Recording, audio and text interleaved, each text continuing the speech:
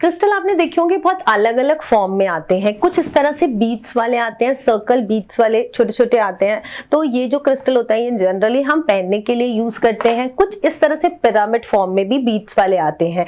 इसका जो इफेक्ट होता है वो थोड़ा सा हाई होता है, क्योंकि यहाँ पे आप देखेंगे तो पिरामिड बना हुआ होता है, तो इसका असर थोड़ा सा ज्यादा रहता है।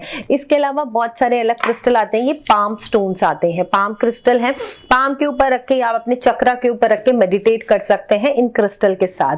कुछ आते हैं ऐसे पिरामिड फॉर्म में, आपको पता है कि ये पिरामिड प्रॉपर नहीं है पर पिरामिड फॉर्म में आते हैं। तो जो पिरामिड होता है वो पॉजिटिविटी को लेता है चारों तरफ से। हमारे जो मंदिर होते हैं वो एक पिरामिड फॉर्म में बने हुए होते हैं, तो सारी तरफ की पॉजिटिविटी उसके अंदर एब्जॉर्ब कर लेता है। तो पिरामिड फॉर्म में अपने टेबल पे, वर्क टेबल पे या ऑफिस में रखना बहुत ही अच्छा रहता है, क्योंकि सारी पॉजिटिविटी आपको मिल जाती है।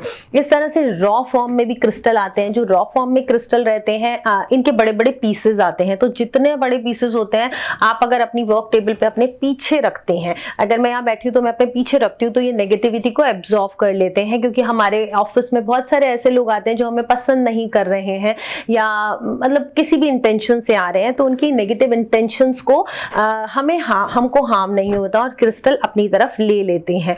तो ये रॉ फॉर्म वाले क्रिस्टल। और इस तरह के छोटे क्रिस्टल्स आते हैं जो एक हार्ट शेप में होते हैं या ऐसे इस तरह से हार्ट शेप में आते हैं। तो अगर प्यार के लिए, लव के लिए आपको यूज करना है तो आप हार्ट शेप वाले क्रिस्टल्स को यूज करेंगे।